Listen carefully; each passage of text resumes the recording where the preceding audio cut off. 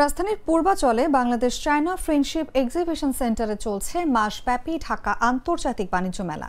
আজ ছুটির দিনে মেলা প্রাঙ্গণে ঘুরে দেখা যায় অনেক স্টলের কাজ এখনো চলছে, কিছু স্টলে ক্রেতা আসছেন।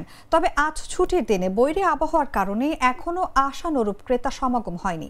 ব্যবসায়ীদের মতে দেশের বর্তমান পরিস্থিতি, চলমান মূল্যস্ফীতি, বৈরী আবহাওয়ার কারণে এবছর এখনো বাণিজ্য মেলা জমে ওঠেনি। নতুন বছরের প্রথম দিন প্রধান উপদেষ্টা ডক্টর মোহাম্মদ ইউনুস বাণিজ্য মেলা উদ্বোধন করেন। এরপর সাধারণ জনগণের জন্য উন্মুক্ত হয় মেলা।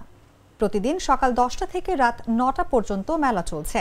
শুধু সাপ্তাহিক ছুটির দিন খোলা থাকছে রাত 10টা পর্যন্ত।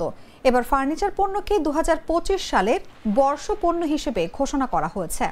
হল এর ডান দিকে রয়েছে ফার্নিচার এবং বাম দিকে রয়েছে ইলেকট্রনিক্সের প্যাভিলিয়ন।